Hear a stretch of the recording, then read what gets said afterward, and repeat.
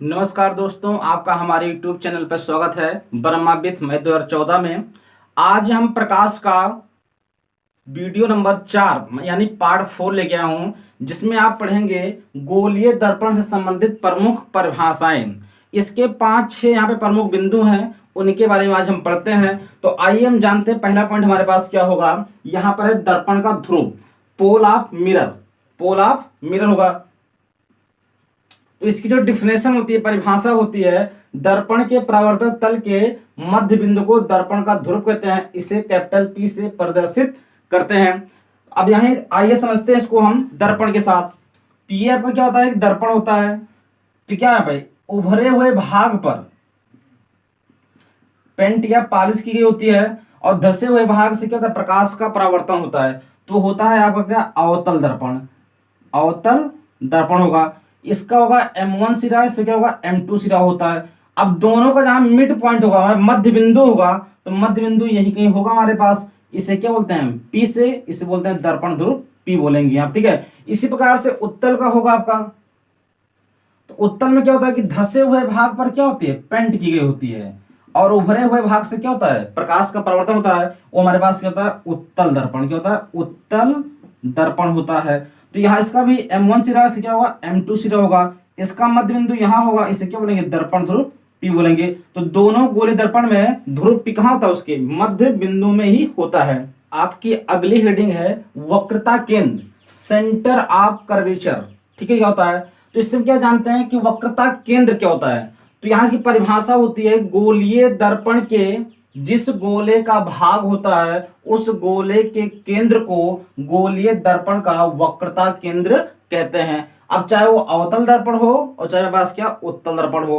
तो ये क्या होता है, एक खोखला गोला होता है कांच का। तो इसी से क्या होता है, एक गोले को काटा गया होता है ऐसे। तो ये अब क्या होता है, हम पेंट कर देते हैं उभरे हुए पर, और धसा हुआ भाग क्या है, प्रकाश का परिवर्तन होता है। तो भाई गोले का केंद्र यही तो होता है, तो इसी गोले से काटा गया भाग होता है। उस गोले जो केंद्र होता है वही क्या होता है, गोलीय दर्पण का वक्रता केंद्र होता है। तो इस दर्पण का क्या यहाँ पे C हो जाएगा। ये हमारे पास क्या होगा, M1 सिरा, यहाँ क्या होगा पास M2 सिरा, और इसका क्या दर्पण ध्रुव क्या होगा P। तो इस दर्पण होगा, और इधर से काटते हम तो क्या होगा, इसके धसे हुए भाग पर क्या होता है, पेंट किया गया होता है, और उभरे हुए भाग से परावर्तन होता है। तो इसका भी सिरा M1 होगा, यहाँ पे क्या होगा M2 होगा, और इसका ध्रुव कहाँ होगा, P होगा। तो ये दोनों का सेंटर कहाँ होता है, उसके गोले का केंद्र ही होता है, चाहे वो अवतल दर्पण हो और चाहे मेरे पास क्या उत्तल दर्पण हो। ये हमारे पास क्या, वक्रता केंद्र। ठीक है। तो किसी भी गोले का जो कटा हुआ भाग होता है, जिससे काटा गया होता है, उस गोले का केंद्र ही आपका क्या होगा, वक्रता केंद्र होता है। चित्र आप इस प्रकार से बना सकते हैं यहाँ पे। कि तीसरी हेडिंग हमारे पास क्या है, वक्रता त्रिज्या। तो वक्रता केंद्र के बाद पास क्या है, वक्रता त्रिज्या क्या होती है।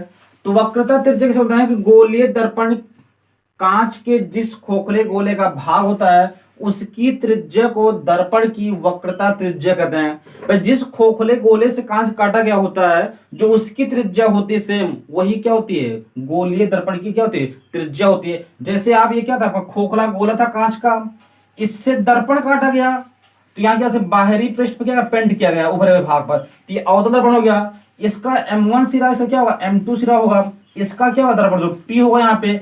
इसका सेंटर कहाँ पे है, वक्रता केंद्र कहाँ पे है, यहाँ C होता है। अब यहाँ से क्या है, तो वक्रता केंद्र, अब यहाँ सेंटर है, यहाँ क्या इसकी परिधि हो गई, और दोनों को मिलाने पर क्या होता है इसकी, तो इसकी जो त्रिज्या होगी वही हमारे पास क्या होती है, कैपिटल R होगा त्रिज्या। इसे हम कैपिटल R से प्रदर्शित करते हैं। ठीक है, इसे हम कैपिटल R से प्रदर्शित करते हैं वक्रता त्रिज्या को। तो C से P के जो बीच की दूरी होती है उसे क्या बोलते हैं, वक्रता त्रिज्या बोलते हैं। आपकी अगली हेडिंग हमारे पास क्या है, मुख्य अक्ष क्या है, प्रिंसिपल एक्सिस। तो दर्पण के वक्रता केंद्र तथा ध्रुव को मिलाने वाली रेखा को दर्पण का मुख्य अक्ष कहते हैं। तो यहाँ पे दर्पण हमारे पास क्या है, एक अवतल दर्पण है। इसका क्या बाहरी पृष्ठ क्या पेंट किया गया है। ठीक है, इसका ध्रुव कहाँ होगा, P यहाँ होगा, M1 सिरा और क्या होगा M2 सिरा होगा। यहाँ पर क्या होता है, उसका वक्रता केंद्र क्या होता है, C होता है।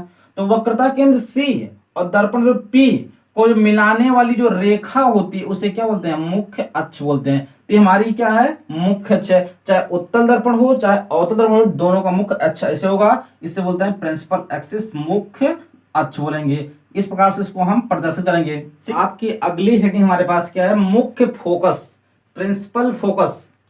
तो मुख्य फोकस क्या होता है कि दर्पण के मुख्य अक्ष के समांतर चलने वाली प्रकाश किरणें दर्पण से परावर्तन के पश्चात मुख्य अक्ष के जिस बिंदु पर मिलती हैं उस बिंदु को दर्पण का मुख्य फोकस कहते हैं। इसे हम कैपिटल एफ से प्रदर्शित करते हैं। तो आइए हम इसको चित्र के माध्यम से समझते हैं। तो हमारे पास क्या होता है, एक दर्पण होता है, कौन सा, अवतल। इसका बाहरी भाग क्या होगा, पेंट किया जाएगा, और धसे हुए भाग से क्या होता है, प्रकाश का परावर्तन होता है। ये आपका M1 सिरा, हमारे पास क्या M2 सिरा। यहाँ पर दर्पण क्या ध्रुव P होता है कि मध्य बिंदु होगा। यहाँ पर हमारे पास क्या होता है, वक्रता केंद्र क्या होता है, C होता है। इनको मिलाने वाली जो रेखा होती है हमारे पास क्या होती है, मुख्य अक्ष होती है। अब यहाँ बोला गया मुख्य अक्ष के समांतर, मतलब इसके समांतर चलने प्रकाश किरणें, ये गई प्रकाश, इधर से यहाँ जा रहा है प्रकाश, यहाँ से जाएगा प्रकाश, दर्पण टकराएगा। अब क्या परावर्तन होगा, टकराएगा वापस, तो ऐसे निकलेगा यहाँ से, ये किरण आपको ऐसे निकलेगी यहाँ से, ये किरण यहाँ से निकलेगी, और ये भी क्या इसको काटने लगेगी, और जिस बिंदु से होकर ये गुजर रही है, इसी बिंदु में गुजर रही है, इसे ही क्या बोलते हैं, दर्पण का मुख्य फोकस कैपिटल एफ कहते हैं। तो अवतल दर्पण का मुख्य फोकस कहाँ होता है, सी और पी के कहाँ होता है, बीच में होता है, उसे बोलते हैं मुख्य फोकस। इसे दिखाते हैं कैपिटल एफ से।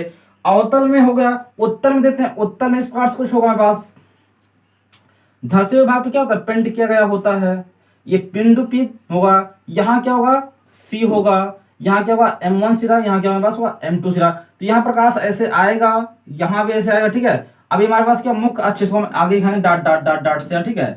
अब यहाँ प्रकाश ऐसे आ रहा है, तो इसका क्या हो रहा है, परावर्तन। तो ये डॉट डॉट से यहाँ मिलेंगे, यहाँ मिलेगा, और ये कहाँ मिलेगा, यहाँ पर मिलेगा, ठीक है, यहाँ सीधा यहाँ पे।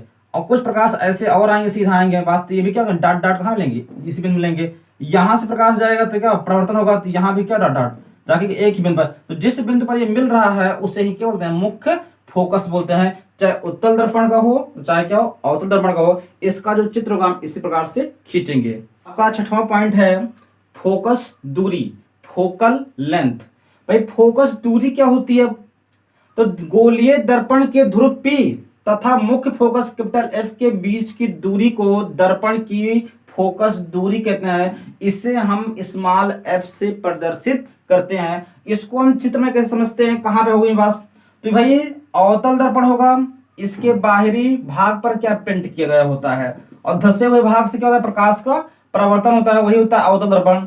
अब हम जान चुके इसका M1 सिरा, हमारे पास क्या M2 सिरा। दर्पण का मध्य बिंदु क्या होता है, दर्पण का ध्रुव P होता है, इसका सेंटर यहाँ C होता है, इसका मुख्य फोकस कहाँ F यहाँ होता है। तीनों के से मिलके जाएंगे, रेखा इसको कहेंगे आप मुख्य अक्ष बोलेंगे आप। तो ये हमारे पास जो मुख्य फोकस कैपिटल F है, और ये फोकस क्या है, दर्पण ध्रुव P है।